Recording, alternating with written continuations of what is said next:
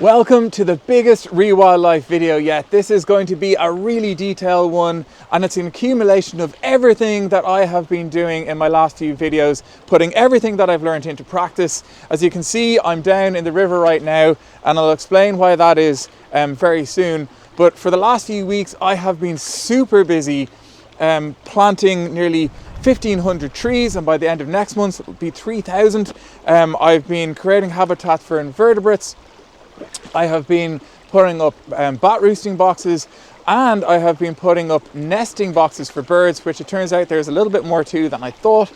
And of course, as always, I'll have some experts on the show.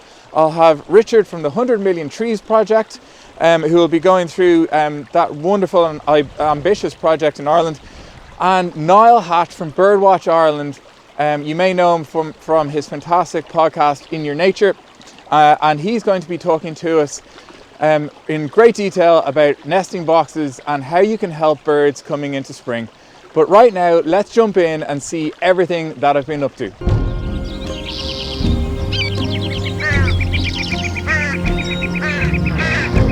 you're new to the channel, I'll put a link in the corner up here so you can see a previous video which does a full tour of the land, so you can get a better sense of a little bit earlier on in the project and what I'm setting out to do in terms of rewilding the land and managing it for biodiversity. But I quickly want to talk about how winter was here before we jump into spring, because winter was pretty interesting here. Although there was a lot of snow in the immediate area, I'm actually down in a valley here and we're less than a kilometre away from the sea, so I managed to escape snow. We did get quite a lot of frost, which was actually really beautiful.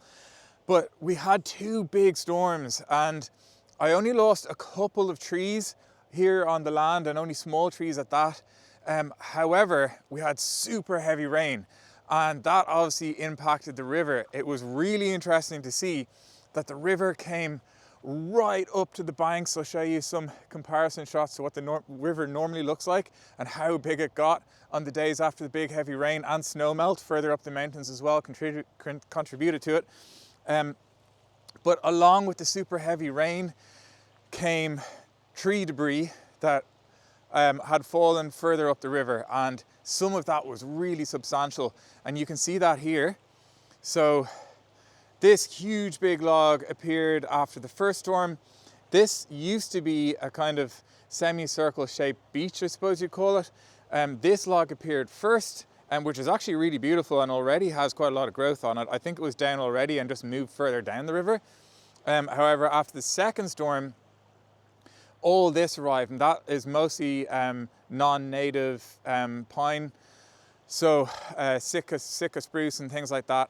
And it is totally natural for this kind of thing to happen in a river, and that will create microhabitats, hiding places for young fish, and for the likes of kingfisher to search for food amongst. However, it is also catching a lot of debris and litter, which is super frustrating. I've even pulled a mattress out of that area there. That essentially created a dam which split the river this way and created almost an island out of what was a sort of a beach. But recently I put my waders on after the storms, once the river had settled back down, and I walked down the river collecting as much of the awful litter and plastic and stuff that had come down from further up the river. So that is a quick report on how winter was here.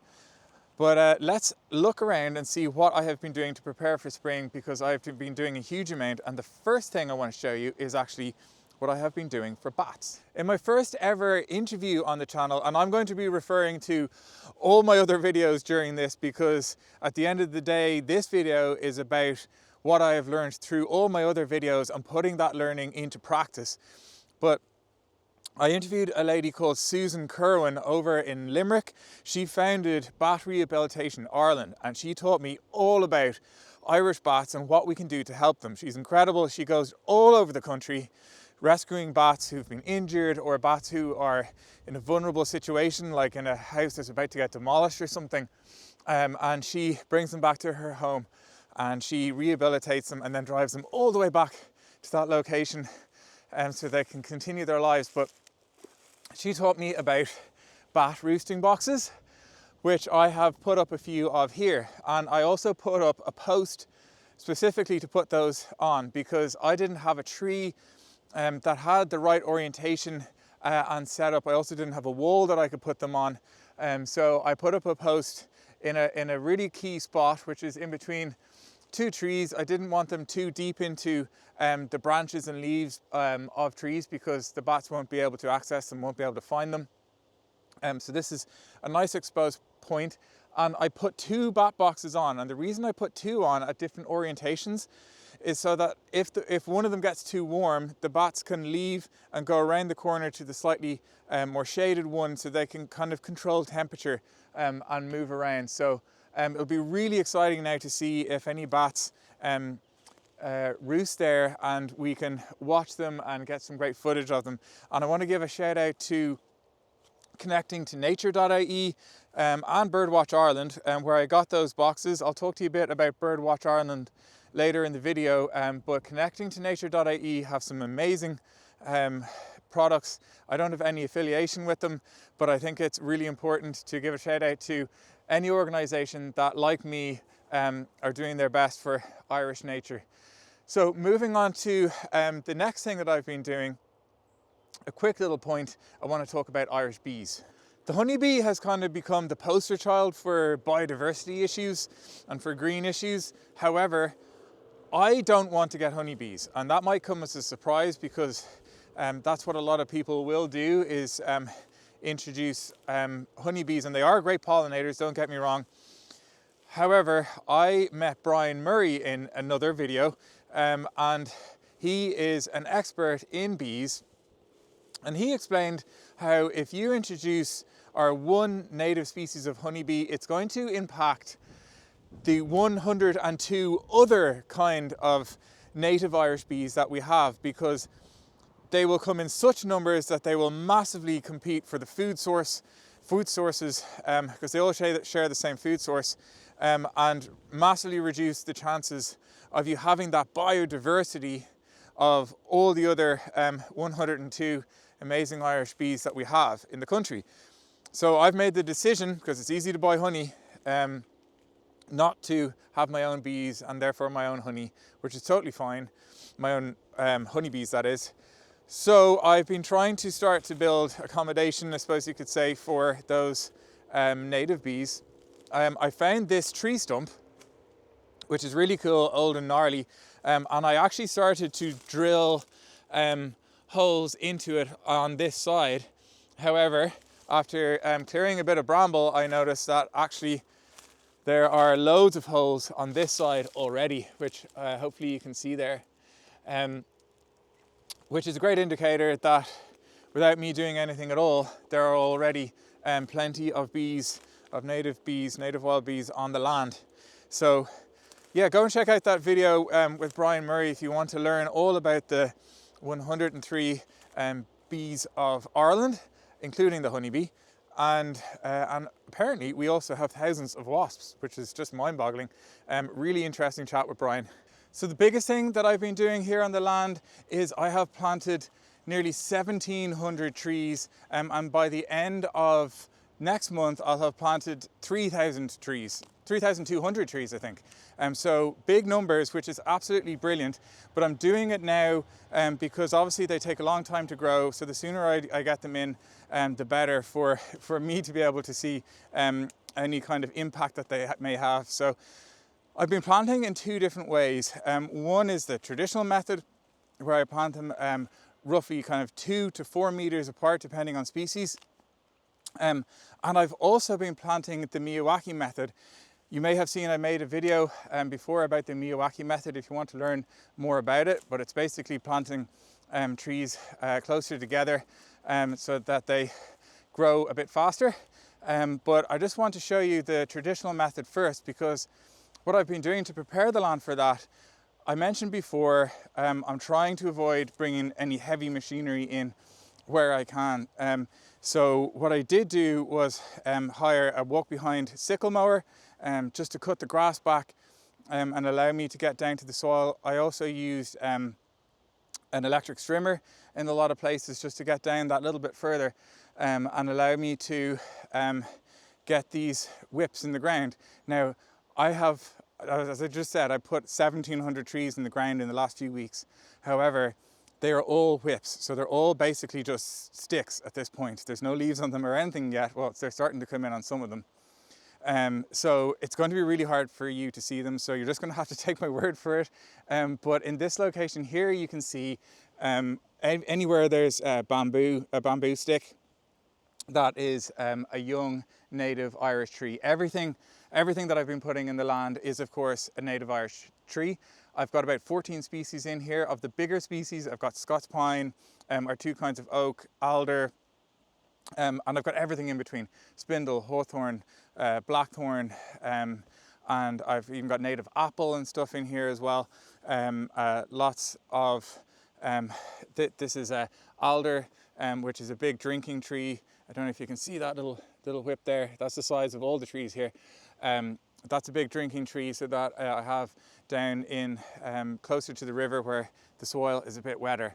Now you might be thinking, where did I get all these trees? Well, I got them donated very kindly from 2 amazing organisations that I want to give a shout out to.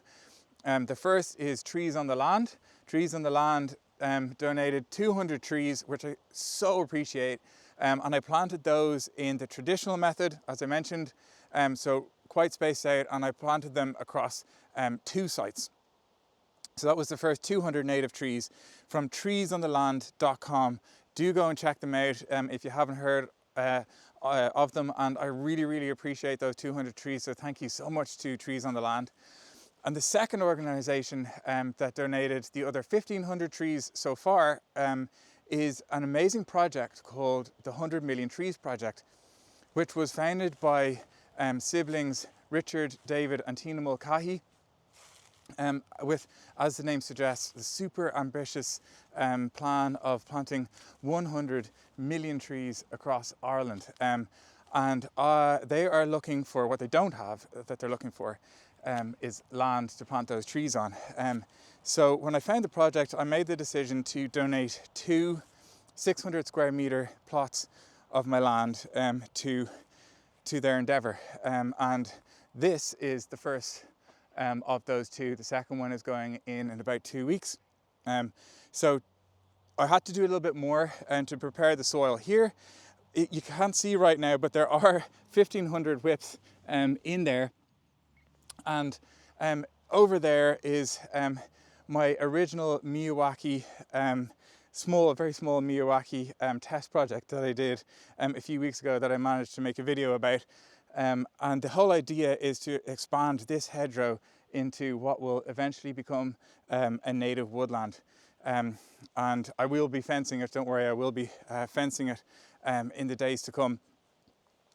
But right now, let's go and talk to one of the founders of the 100 Million Trees Project, Richard Mulcahy. I woke up one morning and I was in a sweat, and I realised I was in a sweat because had the night before I'd watched a documentary on the world, what was happening in the world and the environment, and I thought to myself, Jesus, I have created some of this, flying, in business, flying all over the place, consuming things, driving a diesel Jeep, which I was, and all that.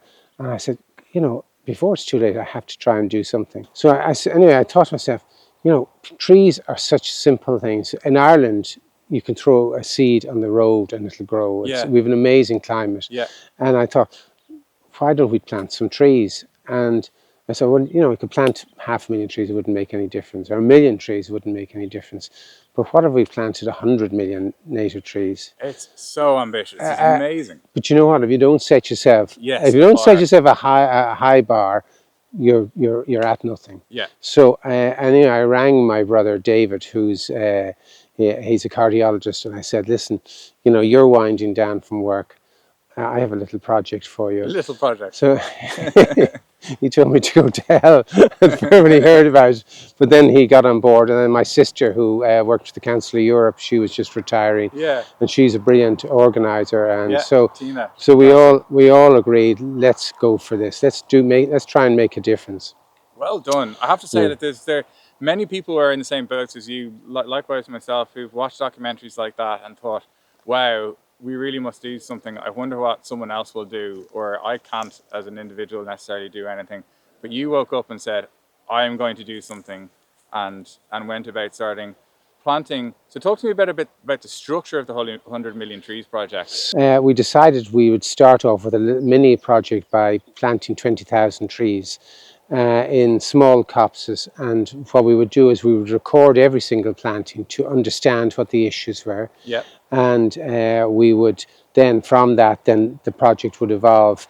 So we had no money per se to put into it, but a good friend of mine was president of a company in the States, Yeah. and he traveled 250,000 miles, air miles a year. And I picked up the phone to him and I said, Des, you have a responsibility to the environment. You're destroying it by flying so much. And he said, well, what can I do about it? It's my job. I said, well, give me 100,000 and that will relieve you of all your carbon, so the carbon that you're creating. He gave me 100,000 to start it off, and we used that 100,000 to develop the project. We started off in Wexford, went to the county council, said, can you give us a couple of sites? This is what we want to do. Tom Enright, who was the county manager, was very supportive into the environment, and he said, okay, let's try it. They prepared the sites. We took sites of 1/4 of an acre, planted 2,500 trees. Tintern Abbey was our first site. Oh, very good. Which he gave us to plant. And Tintern Abbey now, 3 years later, the trees are up to 14 feet. Wow, So okay. it's just... You've got your wonderful team, and my wife's in there as well, planting away. It's really exciting. I have to thank you hugely for bringing some trees down and planting with us here. I mean, the reality is, we came up with the idea, but it wouldn't happen without people like yourself making land available. Yeah. And one of the things, you know, now we're going to plant 550,000 trees this season, and we have to obviously thank people like Uniphar and AIB who are financing it for us, because it's companies who have a serious commitment to the environment that are going to fund this for us to make this happen. Yeah, it's amazing. Yeah, so it is. And but the reality is, people say, you know, what's the catch? Why you're going to come along, you're going to supply 15 species of trees, and you're going to provide professional planters. What's the catch? The catch is if we don't do this now, the world is in real trouble. So it's really through people like you who are committing to making land available to us, and we really appreciate it. It really is, and I've already been spreading the word about the project as best I can. And the beauty about this is that if you go on our website, 100milliontreesproject.ie, you will see every single site that we have planted in Ireland. Mm-hmm. So, you know, people, you say, well, you know, I planted 1 million trees. And you hear lots of people say, I planted 1 million trees, I planted 2 million trees. Where have you planted them? We specifically, we've documented it all. You go on that site, you're obviously taking photographs today here, and we'll upload them on the site. So anyone can count every single tree on our map and say, this is how many. So we will have planted, by the end of this season, we'll have planted 770,000 trees. That's incredible. And next year we're going to plant an extra 1 million, so we'll have gone over the 1 million mark, which is very important to get the ball going. Are you finding that word is spreading and you're getting more and more? It's great. And what's happening is that people like you are doing this, and neighbours are saying, what the hell are those aegis going on over there? And then they realise what's going on. So a typical household will generate 12 tonnes of carbon per year. Mm. And if you plant 2,500 trees on your land in 1/4 of an acre, that will extract 35 tonnes of carbon per year per annum over the lifetime of the trees. Wow. So it's a huge benefit. You're neutralising your carbon output. You own the carbon, so the carbon credits, and one of the things we want to try and do is get the government to acknowledge that, so that there's a financial reward as well. Which is happening more and more around the world. They're thinking about that. So if we could get the government to support that, then more and more people would get involved. Yeah. And for us to plant 100 million trees, we only need 40,000 sites. Yeah, fantastic. Richard, really appreciate you coming down, and I do hope to give you another 600 square meters next month. Excellent, Jack. We look forward to that. It's amazing to seeing this start. So thanks again so much. I better go and jump in and plant some trees. Yeah. And finally, the last thing that I want to show you is that I've been putting up lots of bird nesting boxes, a big one for spring. And like I used to, you might be thinking, really there's not much to that. You just put up bird nesting boxes. But if you want to get a diversity of species of birds in and have a better success rate of getting birds into those boxes, then it turns out that there is actually a lot more to it than I initially thought. So I got in touch with Niall Hatch from BirdWatch Ireland, and himself and Ricky Whelan have this amazing podcast called In Your Nature. Go and check it out if you haven't heard it. I listen to it on Spotify. You can find it anywhere. But he came down to the land. Here's an example of a bird box that he advised I put up. So hopefully that'll get occupied soon, if it's not already. But he's been the first visitor actually down to the site, which is really cool. And he came down and brought me through lots of different types of bird boxes, because yes, it turns out if you want different types of bird, you want to get different types of bird boxes. And he then walked me through where to put them up, when to put them up, what kind of bird boxes to avoid buying in terms of what they're made of, and even what color they are, in terms of like if they're painted with like toxic paints and stuff like that. Just incredible detail. He's a wealth of knowledge, Niall Hatch. So I'm super grateful for him for coming down. Here's another box here that I put up about a week ago now. That is a particularly nice one over the river. So that one has a premium rent on it. Some good bird real estate there. But yeah, super grateful to Niall Hatch. So let's go and jump in and learn all about bird nesting boxes with Niall Hatch. Niall, thank you so much for coming down. I really appreciate it. You're actually the first visitor down to our site, so it's really exciting to have you here. Thanks so much. Could you give us a little introduction? Tell us a bit about yourself. You work with BirdWatch Ireland, is that right? I do, absolutely. Thank you for inviting me to talk about that. Yes, so BirdWatch Ireland, we're the largest conservation charity in the country. We're an NGO, we were established in 1968, and our dedicated aim and purpose is for the conservation and protection of Ireland's wild birds and their habitats. Because you can't just protect the birds in isolation, you protect them by protecting all of the different flora and fauna that they depend on, and vice versa. And ultimately that we humans depend on as well. I think that we humans, we sometimes kid ourselves that we're not part of nature. We're an animal like any other. We rely on the same habitat as the birds do. So in helping the birds, we're helping humans as well. I think that's a really important part of it. Yes, exactly. And enjoying it as well, and kind of getting immersed in it. And that is what I'm going for here. Yes. And one of the things that I'm focused on right now for this video is preparing the land for spring. And a big thing about spring, obviously, is preparation for nesting season when it comes to the birds. And to give them a helping hand in that, we have bird boxes. Yes. And initially I thought you could just kind of, bird boxes, you can just put them on the tree and they're more or less all the same, but it's about giving them a helping hand. It doesn't really matter. But there's actually a little bit more to it, isn't there? Very much so. And I think that, first of all, one of the main reasons we need nest boxes in Ireland particularly is we have relatively few natural nesting sites for a lot of our birds. We don't have much by way of decaying trees or mature trees around the country where they can nest, they're chopped down or whatever it may be. So nest boxes is a good way to replicate that. But the thing is, the birds are still looking for something that mimics those natural conditions. They are hardwired to look for maybe a certain hole size, a certain position, and that varies from species to species. So you can, in some ways, control what species you have nesting by where you put the boxes, what sort of holes and designs they have, but also you could, by having a lot of variety, you can then maximize the species diversity that you have in your land. Okay, I didn't realize that. So, well, that explains the diversity of kind of shapes and sizes and holes and stuff that we have here. Yep. But just to touch on what you were saying there, what are these replicating? Because obviously birds don't have great construction abilities in this sense, at least. They can certainly build their own nests, but I mean, what are these replication? You mentioned deadwood?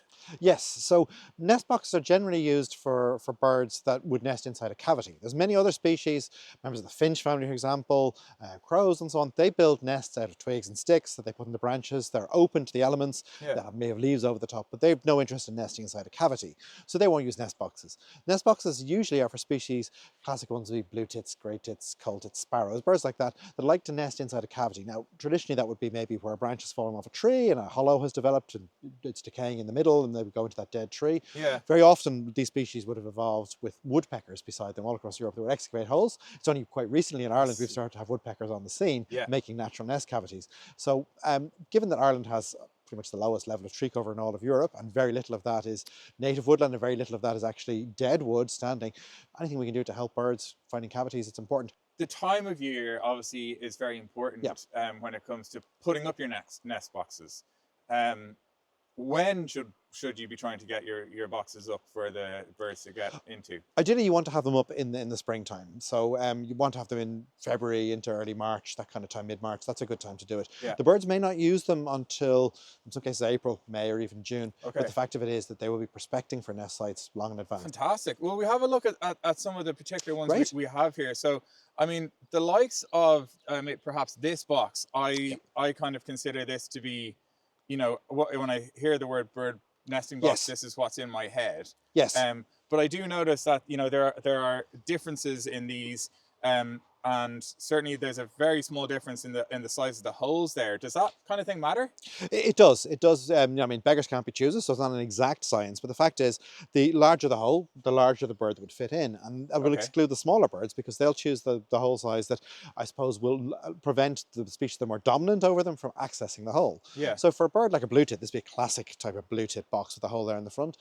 They want a hole roughly about 25 millimeters, an inch in diameter. Okay. Whereas for the grey tit, which is dominant over blue tit, they're looking for a hole that's maybe 32 millimeters, just 7 millimeters wider. That makes all the difference in the world. And then as you go up, sparrows want a slightly bigger hole, starlings want a bigger hole again. So you can, by selecting that hole size, you can select the species that would use them. Does that then mean that the blue tit, being looking for the smallest hole, won't use the bird boxes with slightly bigger holes? Not necessarily. They will occasionally, but sometimes they realise and they learn from their mistakes, because what can happen is the larger species, be it the grey tit or the house sparrow or whatever, may move in and may actually kill their chicks, may throw the nesting material out or take it over or evict them. So sometimes young birds, they have to learn the hard way, and actually they won't make the mistake twice.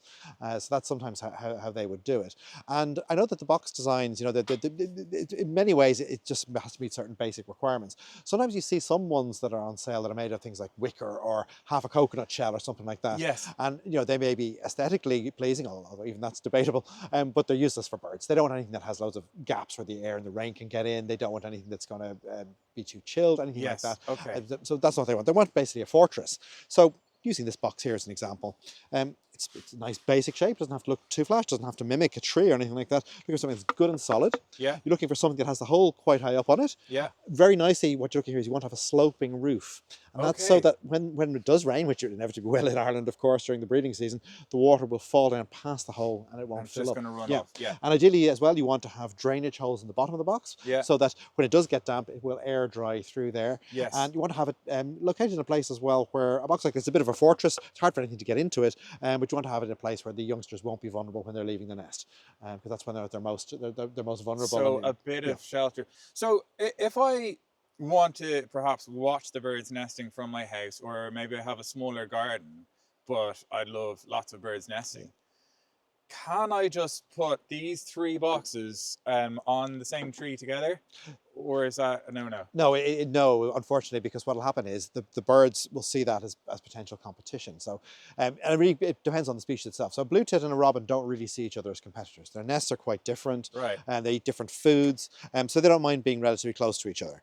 But if you had 2 blue tit boxes beside each other, or a blue tit and a grey tit box, because they're competitors with each other for the same sort of food, caterpillars essentially. Okay. You want to have them, it depends on the habitat, but maybe a distance of at least 40 or 50 meters between them, to be able to use them. Because what can happen is, if a bird sees the box and thinks, well, that'd be a nice place to nest, but there's another nesting hole right nearby, and I run the risk of someone setting up in my territory, leads to territorial struggles. If they did both nest, the males would fight each other all the time to the detriment of the chicks. So best to leave them spaced out if you can. Okay, so the likes of these boxes, which are kind of your normal tit boxes, don't put them too close together. But if you have something that's distinctly different like this, and we'll come on to what that is, you might be they can be a good bit closer to each other. Yeah, and then of course there are some species like house sparrows which are colonial. So if you want to encourage those, you can actually get lots of boxes, very like this style, maybe a slightly bigger hole, and you have loads of those together. Colonial as in they live in they want to nest a colony together. Yeah, exactly. Okay. And so most birds are very territorial.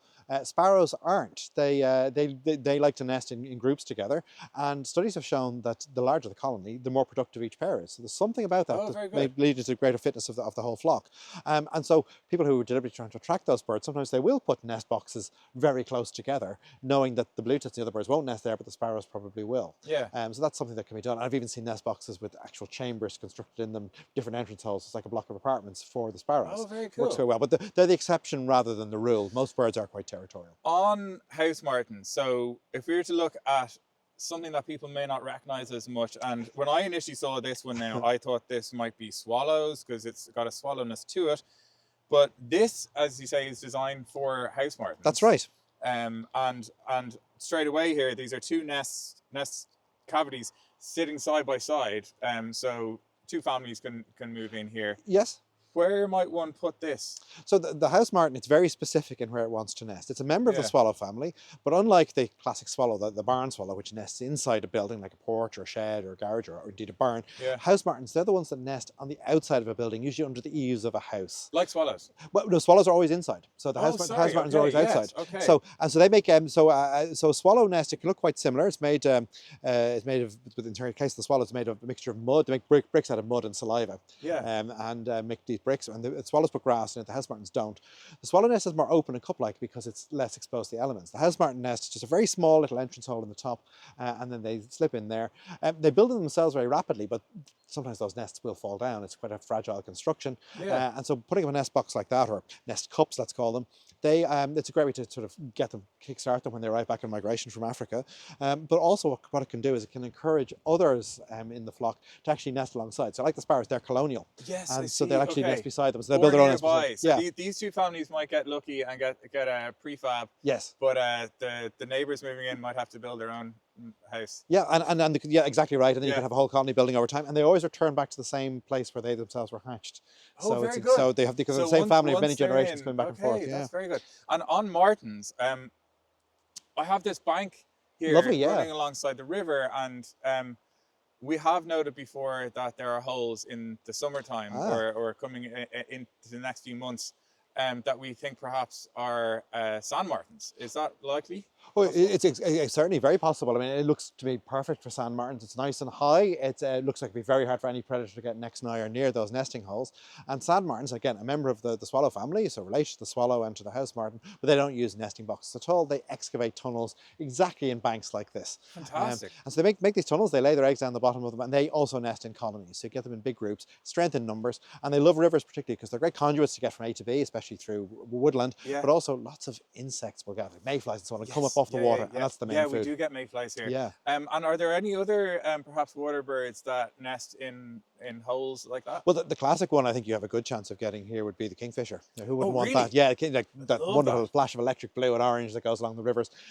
Wicklow here is actually very good for them. We in BirdWatch Ireland, we did a survey of kingfishers a few years ago because not a lot was known about them. Yeah. Found out that they're actually relatively numerous in Ireland. It's a bird that's doing quite well. They're a very good indicator of water quality as well because they need to be able to see the fish they're feeding on. Yes. So And they visually need has the to go- fish themselves. They as do well, very much you so. know, So I think you have every chance. This one keeps catching my eye because Yes. it looks so different and it's so exposed. What kind of bird is going to be living in this? You can see that's very different from people's classic idea of a nest box. Still has the Yeah. same idea of the shelter over there. There's a few species that use that. That's classic for wagtails, particularly a bird called the grey wagtail. They absolutely love it. I Okay. have seen blackbirds using these. Sometimes one a little Okay. bit bigger, but they will. I mean, they can get in there. A similar style to that, a bird called the dipper, which you also find on rivers. If it's placed under a bridge, Yes, you have to see one. yeah, Yeah. there's a very good chance that they could nest in there too. And that's an example of a nest box that needs to be secluded. This is one, unlike the blue tit boxes, that's very exposed to the elements. It's very easy for predators to get in there. So in the case of the dippers, the way that they get around that is they build nests right over the water under a bridge where nothing's going to be able to sneak up on them. Okay. Grey wagtails will do the same. And other birds like the blackbirds, bird like a spotted flycatcher may use them as well. You want to have them tucked maybe inside a bush, maybe behind some brambles, an area like that where it's more secluded and not so exposed. So Right. people might not So even see what it. I could do perhaps is put a post sunken into a hedgerow a little bit and mount it on that. Yes. And they'll feel a bit more secluded and sheltered in there. Absolutely. So unlike the blue tit box, if that was just nailed or screwed to a wall in a house, nothing would ever use it. Yes, Yeah. which I think I've seen before, and I think I thought they were feeders of some sort because of that, but they were just wrongly placed. Wrongly placed. That's Wrongly it. Yeah. placed Yeah. nest I think boxes. that unfortunately, a lot of nest boxes don't seem to come with instructions, and I think they Yes. should. It makes a difference. Yeah. Now my father has been busy making some homemade nesting boxes that we'd love to show you to see what you think, because Fantastic. as you mentioned, we're looking to do here is replicate cavities in rotting wood in the natural environment. Yes. So we just took a log here and bored out a hollow, and then placed a hole at the top on this one anyway. Yeah. Would that kind of I mean, this is a very normal approach. I think you mentioned drainage, so you might put A little drainage hole would help, but yeah, at the bottom. Would that kind of thing work, do you think? It does. That's exactly what they're looking for in a natural condition. It very much mimics a woodpecker hole. That's what they're trying to do. And so the birds themselves, when they're trying to find a nesting site, they're not particularly fussy. If it meets the basic requirements, it doesn't matter so much whether it looks like a very artificial box like this or a very natural looking one like this. Yeah. If it meets the basic requirements of shelter, insulation, drainage, they'll be happy with that. In regards to the rest of the year, I heard that it's not the case that your nest boxes are only in use in the in the spring and summer. They're actually beneficial in winter as well, are they? Oh, they can be, absolutely. So the sort of a cycle that goes with nest boxes. You find them, birds will nest in them. Usually with most birds that use these, they're finished by June, maybe into July. Birds like house martins will go on longer than that. But then at the end of that, there may be a fallow period where the boxes aren't used. It's into autumn, weather's relatively good. Then it gets into the winter time. So before you get to that winter period, I would suggest it's a good idea to then use that opportunity to clear the box out. Take out the old nesting material. Wear a rubber glove when doing that. It's often riddled with parasites. Wild birds, they're wild creatures. They have little fleas and ticks and mites in them. Not dangerous to humans, but not pleasant to have on your skin. Take those out. Much better if they can then rebuild a nest from new next year without the risk of those parasites being there. Okay. You can disinfect it. The way I do that, actually, rather than using chemicals, kettle full of boiling water. Into the wood, just kills everything, sterilizes it, absolutely perfect.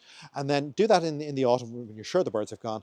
And then when you get into the winter months, what can happen is then some other birds, like the wren is a classic example, they will use those to roost on cold nights. So they will actually snuggle up together for warmth. Really? The record, in a box exactly like this one over here for blue tits, that one, which I believe the world record set in England a few years ago, someone found 65 wrens in one of those on a very cold night.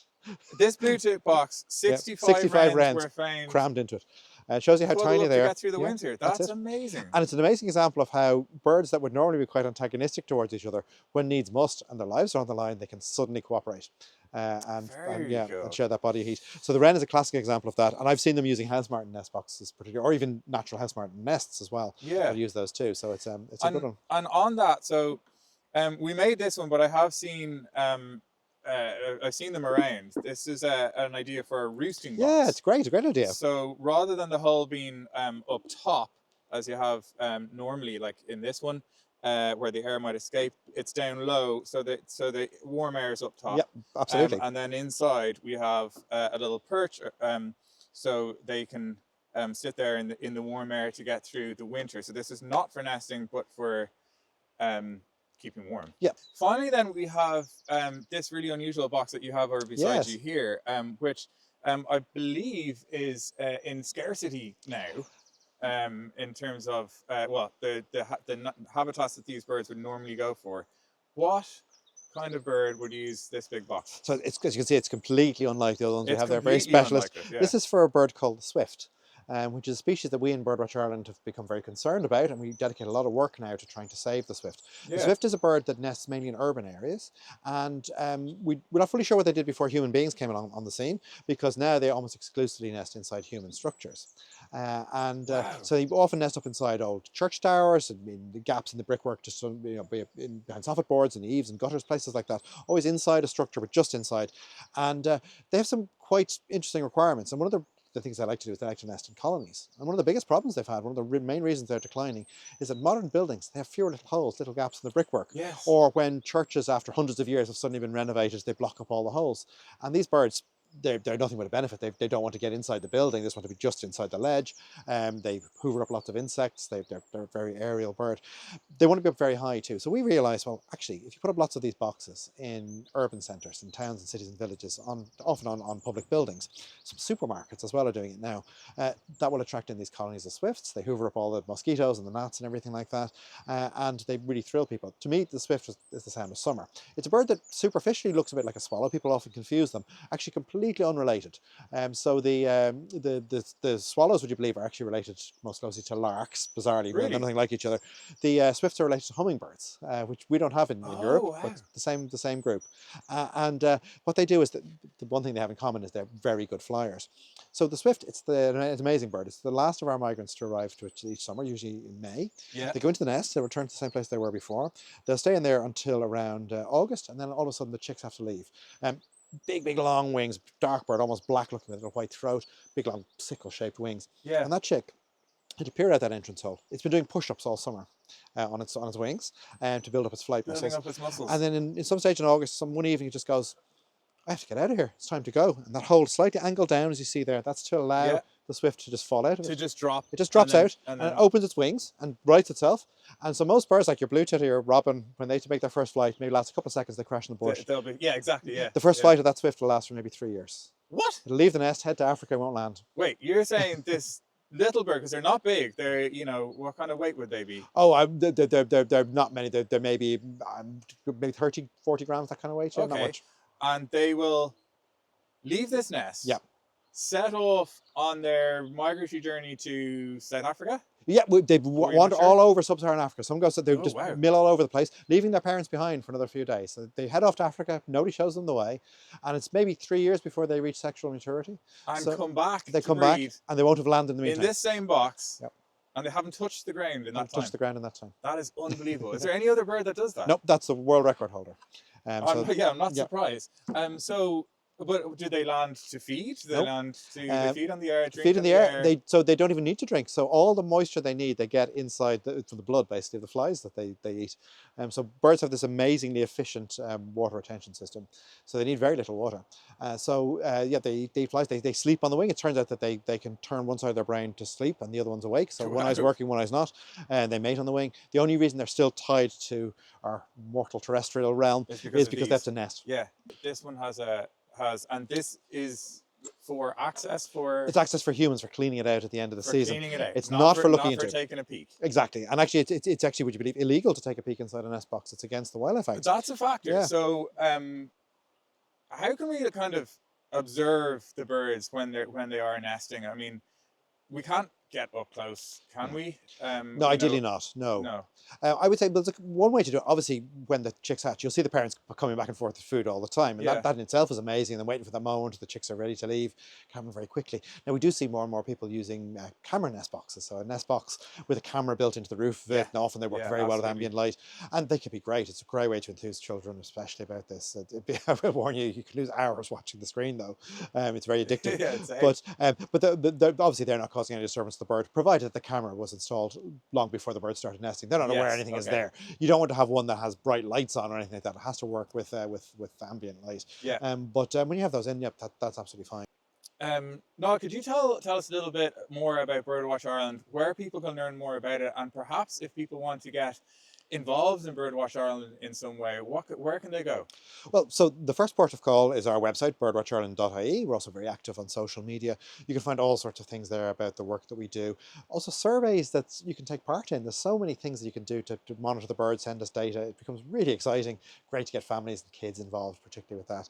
Our Irish Garden Bird Survey each winter is probably the leader in that. It's one of the biggest citizen science projects in the country. As we mobilise the general public to submit scientific data to us, and that informs conservation decisions. We have a network of nature reserves across Ireland. We have 20 of them across the country. Fantastic. There's one not too far away from here. Yeah, in Newcastle, our flagship East Coast Nature Reserve, but you can find our website. They're all over the country. We're very fortunate to have 30 local branches run by very dedicated volunteers all across Ireland. Between them, would you believe, they run over 400 free public events throughout the year. Wow. It could be dawn chorus walks, it could be afternoon stroll on the beach, it could be an indoor lecture about the nesting habits of such and such. Something there for everybody. We found there's so much interest in nature now in Ireland. It's really growing. Ever since COVID particularly, there's been an explosion in interest in bird watching. Yes, we're seeing that. And that's been particularly reflected in BirdWatch Ireland membership, which, if you forgive the plug, that's probably the ultimate thing people can do to support. How can we become members? Well, when people pay their membership fee to BirdWatch Ireland each year, it runs for 12 months, and the money we raise for that goes directly to fund those conservation activities and education initiatives and outreach programs, all the things we have to do. Fantastic. Individual membership costs just €50 for 12 months. Family membership is €60. €50 a year, that's fantastic. And then we have a special special concession rate for senior citizens under 18s and students of just €30. You get a magazine called Wings that comes out to you 3 times a year. You get Bird Detectives magazines for the children and family members. It's our dedicated kids magazine. You get a welcome pack, a set of ID posters, access to all those nature reserves, those talks. Fantastic. And again, all the money we raise from that, every cent of it, goes to support that conservation work, to save the birds and their habitats, and ultimately to benefit us humans in the long run. That's incredible. You're doing fantastic work. birdwatchireland.ie. Everyone needs to go and check that out and become members. Yeah, so Niall, thank you so much. Really appreciate you coming. Well everyone, thank you so much for watching. I really appreciate you getting to the end of this video in particular, because it was a bit of a longer one. Like I said, it was an accumulation of all the videos and the research that I've done before, and putting that into practice, and actually putting my money where my mouth is and going about doing these things. So hopefully everything that I've been doing here will now start to flourish and grow, and in the next few episodes we can see the impact that all this is having. But again, if you like the videos, please subscribe, recommend to your friends, and I'll see you on the next ReWildLife.